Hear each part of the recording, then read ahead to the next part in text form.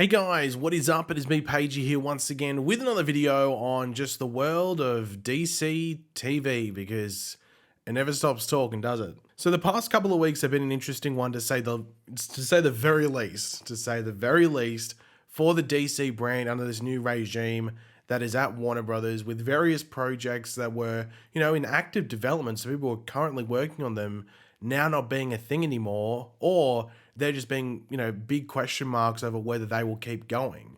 Of course, there were the announcements and reveals that Batgirl, a fully completedly filmed, film, and as well as Strange Adventures, a HBO Max TV series, were killed off. Now, Strange Adventures was something where people were working on it, but it wasn't like filming or anything like that. But regardless, it was still killed off like Batgirl was. And of course, a few months ago, Wonder Twins was axed like a couple of weeks after casting its main characters. However, it was sensed over the past couple of weeks that this would not be the end of any drama or discussion involving Warner Brothers and cutting loose certain properties, whether it's on film or on TV. So about 24 to 48 hours ago from when this video come out, not too sure when I'm going to upload it, but regardless, from around 24 to 48 hours ago, Variety released an insider report on the current state of various properties as well as their health bar, if you want to call it, within DC. This ranging from the film side over to the TV side as well. So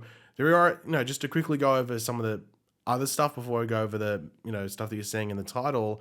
A couple of the dot points from the report were that Joker 2 has a $150 million production budget and is the only currently greenlit DC film, at the moment to go into production. So greenlit means, everything's, all good to go. It's green, you can head into production. So that means a script, casting for the most part, everything like that. So the Batman 2, Wonder Woman 3, Superman, or the Black Superman movie. I don't know what necessarily the movie's called, but I think it was just put down as Superman in the report.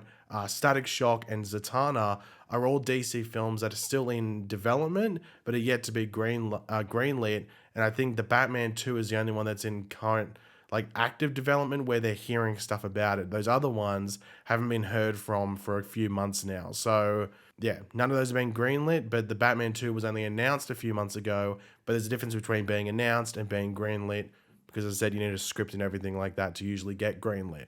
And the other minor thing to talk about, Greg Bellantis is believed to be a top choice for the Kevin Feige type role that is wanted at DC, though many believe he wouldn't be interested in it, as he's already got a successful production company that is already associated heavily with Warner Brothers, as well as other studios like Netflix. So obviously Greg Bellantis spearheaded the Arrowverse as well as some of the HBO Max DC shows as well, so you can understand why they would want him, but he'd be taking a downgrade if he were to step into that role. His current role and what he's doing now is much bigger than this Kevin Feige type role at DC. But yeah, this is where things start to take a more, negative type of turn. I guess it depends on who you are, what shows you like, everything like that. So while Variety is reporting that, the Harley Quinn, animated show is in good standing, especially following its recent season debut, both Titans and Doom Patrol, the other remaining shows on HBO Max from the whole DC universe migration,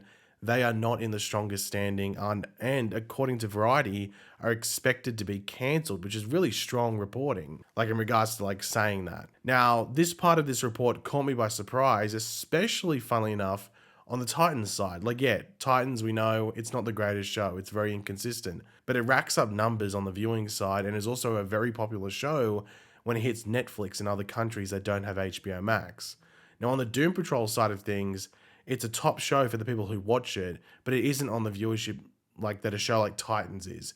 However, it was widely believed by fans of Doom Patrol that this upcoming season would be its last anyway, but I don't think that's based off any talk or anything like that from the show, and it was mainly based off the episode titles for this upcoming season, which give off a goodbye type of vibe apparently. So there was no real speculation coming from the filming side. It was just more okay, these episode titles sound like it's heading towards the end or whatever it might be. Now, this news with the DCTV type of stuff has people sort of concerned as to where the brand of DC is heading, in regards to like the bigger picture? Like, is it just going to be a cinematic thing, or are they just saying that this stuff currently on HBO Max isn't what they want? Like, it's a bit hard to really gather what their thought process on everything, because DCTV across the board, whether it is, from the CW or streaming sites like DC Universe and HBO Max, has carried the DC brand for pretty much like a decade now.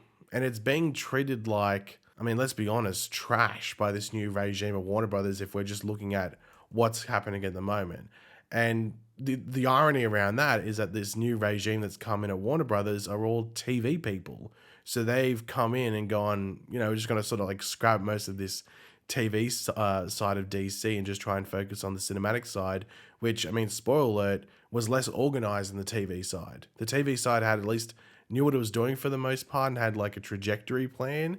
The film side doesn't. The TV side had most of the same creatives that were in conjunction with each other. Once again, the movie side, not the case. You hear it like one of the movie people talk about another person's movies. Like, I have no idea what's happening in that. We're using the same character, but I have no idea what's going on in their movie. They'll just have to adjust to what we do, I guess.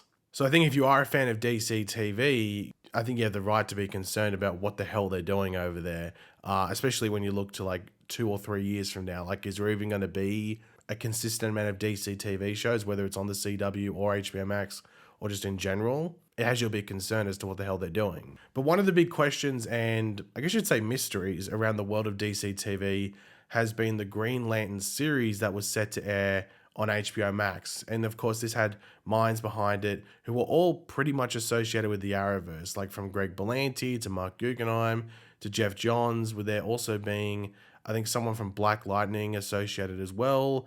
And even the director of the first 2 episodes of the first season of Superman and Lois is even directing the first episode, I think it is, of the Green Lantern show. He might be directing more, but I think he's at least doing the first one. Well, despite the worries with other DC shows on HBO Max, Green Lantern is going full steam ahead, according to not just Variety, but even places like The Hollywood Reporter as well, who talked about like Green Lantern as a show a couple of days before as well, when the whole Strange Adventures axing was confirmed. Now, the thing with the Green Lantern series, though, is that they are taking their time with it in order to get it right. That's what's been said.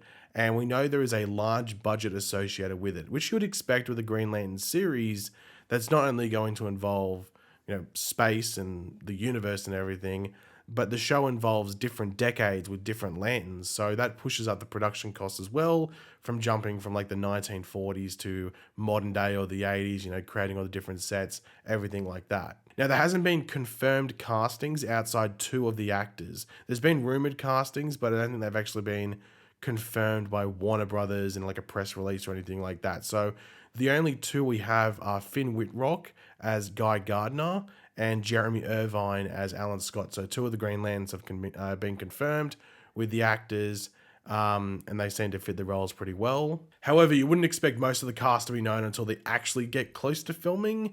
And from what one of the people with the show said, they had written all the scripts, but the extra time, I guess, is for them to take to fine tune those scripts, as well as cast the right people and figure out the best way to tackle the stories that they want to tell. But due to these pushbacks, we might not get the show until like 2024 or something like that. Like, it's a long wait for a show that was announced, I think, back in 2019. Like, a 5-year wait for a show, like, especially like when it comes to a show like a comic book show and stuff like that, especially on a streamer that owns the rights already. Like, it's a long wait, but you never know, it might be really, really worth it. But as I said before, like, it is going to be interesting to see in the next handful of years what's the focus with DC.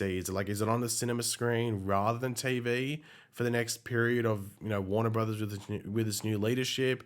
Is it going to be mixed? Is it just going to be maybe a bit of a leniency towards the cinema rather than TV? So like, oh yeah, we put just a bit more, or they'll take something that originally was going to be on TV and put it on into the movies.